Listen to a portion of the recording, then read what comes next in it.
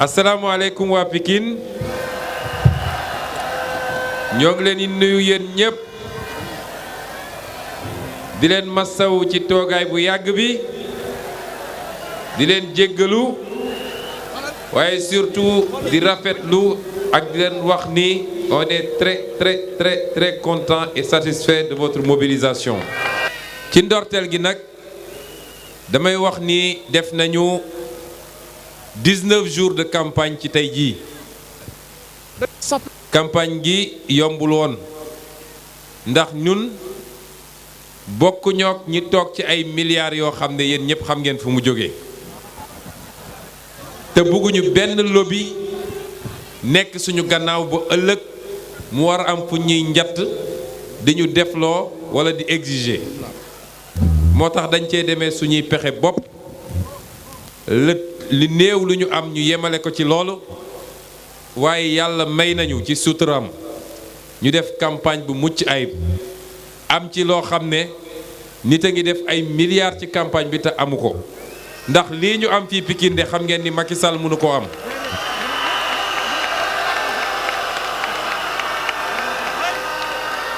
est-ce que yéen ñi fi teew am na kenn koo xam ne dañ laa jox 2500 wala 5000 wala ñu dig la xam naa ni buñ fi ñëwoon à 2 heures du matin dinañ leen fekk ngeen toog di ñu xaar te borom mobilisation car rapide ak njaga njaay ak diwlin ak ceeb bu dajalee nit ñi balaa moom muy jël kàddu sax nga gis maire yeeg paa yi commencé dem seen yoon. kon mën nañ leen bàyyi ñu continuer nax seen bopp moo tax démb dégg naa ko mu ne il faut que les mobilisations se traduisent par des votes parce que moom ci boppam dute na ni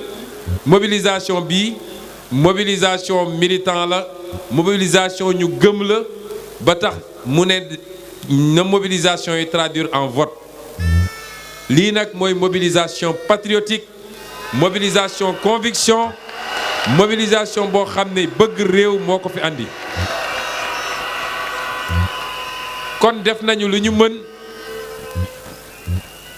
lu ñu mën physiquement financièrement intellectuellement lépp lu ñu mënoon def nañ ko ci campagne bi bu loolu weesoo nag ma wax ni lii ñu gis nii su ko nee nos acteurs politiques traditionnels mënul décrypter c'est qu'ils n'ont rien compris parce que la jeunesse de ce pays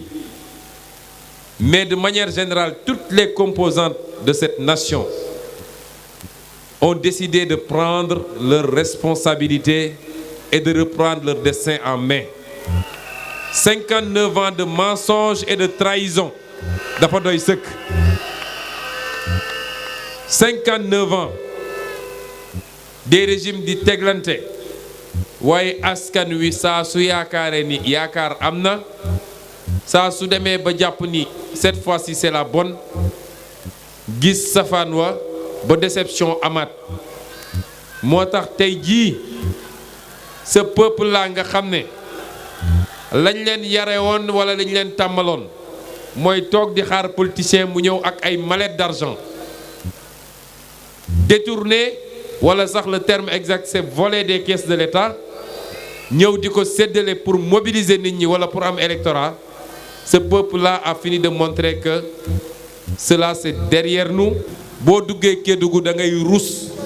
benn tali bu goudronné sax amul Kédougou waxuma la sax Sabodala nag village ba ci boppam waaye Kédougou nga xam ne nee nañu région la capitale régionale la benn tali bu goudronné à part route nationale bi continuer dem Saraya amul Kédougou te pourtant des centaines de tonnes d'or sortent du Sénégal pour dem enrichir d'autres économies ñu ne la am nga phosphate fii à Mboro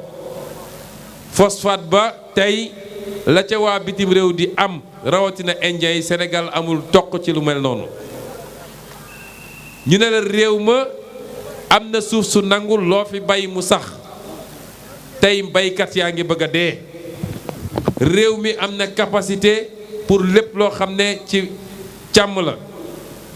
éleveurs yi meew mi dañ koy tuur ci àll bi parce que mënuñu koo jënd ci jamono jooju ñu ngi importer des tonnes de lait et souvent du lait artificiel wala du lait synthétique di ko jox nit ñi mu koy naan muy am ay problèmes de santé. réew moo xam ne nee nañ la am nañu un bon taux d'ensoleillement nga xam ne tey problème courant gi ñuy jàmbat naaj gi ñu am ak ngelaw gi ñu am énergie solaire ak éolienne mënoon na régler suñuy problème ci lépp lu jëm ci énergie. réew moo xam ne am nga un capital humain extraordinaire. Cette jeunesse que vous constituez, c'est cette jeunesse-là qui doit être le moteur qui va transformer ce pays. Ce n'est pas une malédiction. Nous avons des gens formés et bien formés.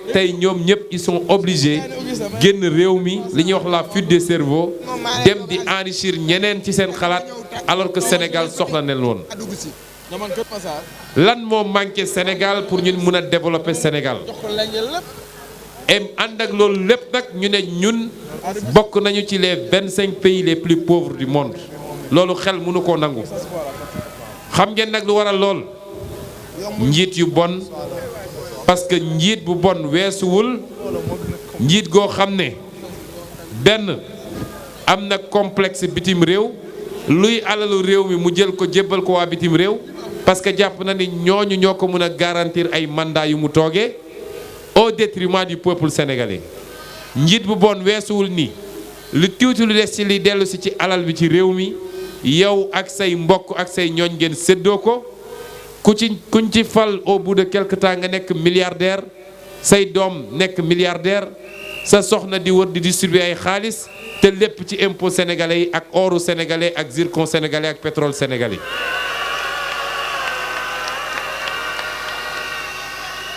su ngeen gisee nag le combat pour la souveraineté le discours sur la souveraineté su ngeen gisee ñu placé ko au cœur de la campagne parce que gars yi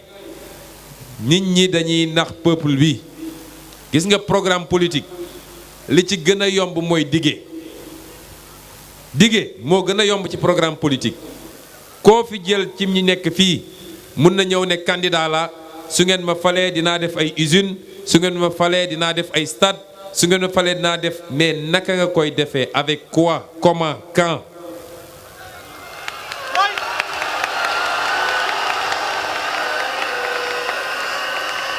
question boobu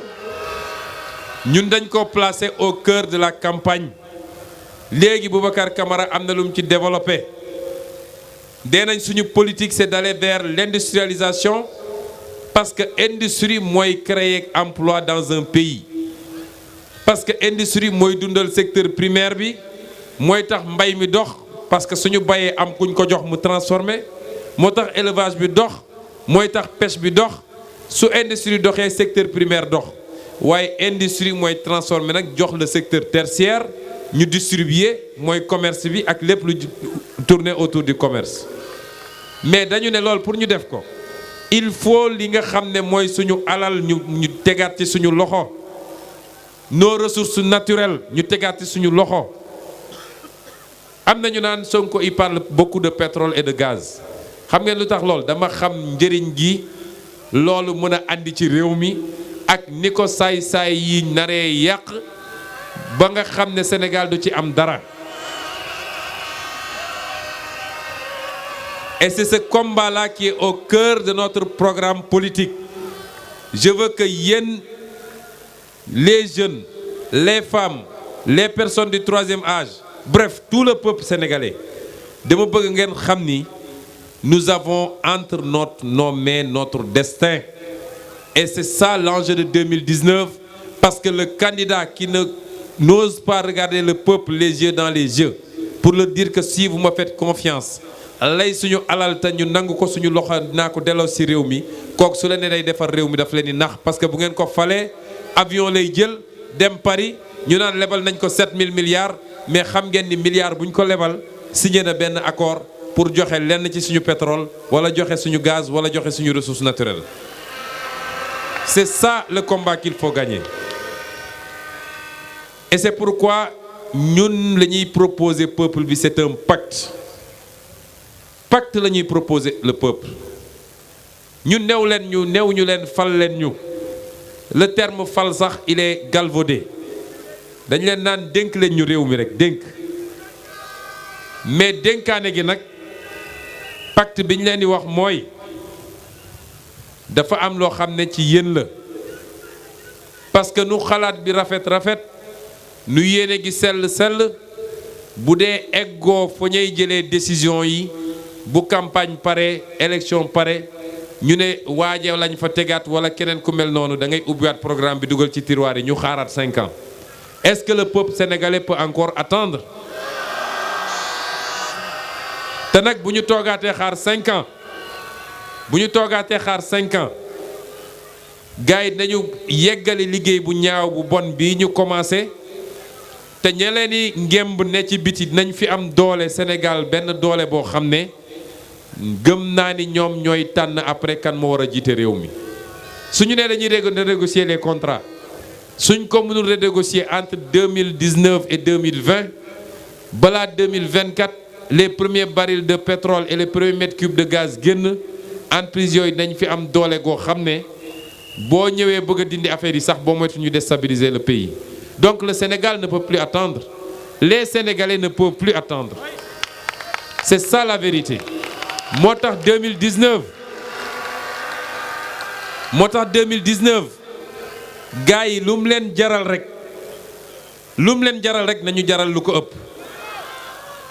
loolu moo tax gars yi bu leen kenn décourager en vous faisant croire que l'élection est pliée d'avance li tax ma ne leen sa élection bi kenn sàcc ko l'élection n'est pas gagnée d'avance parce que liñ leen di wax yépp ñii naan fichier bi ñii naan transfert d'électeurs loolu yàgg na am Sénégal te teewul alternance am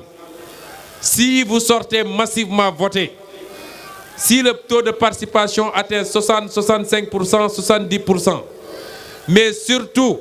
bu ngeen toogee superviser le vote du matin au soir ba ñu signé PV à minuit Macky Sall est une page tournée et le Sénégal prend un nouveau départ. Je vous remercie jërëjëf gars yi.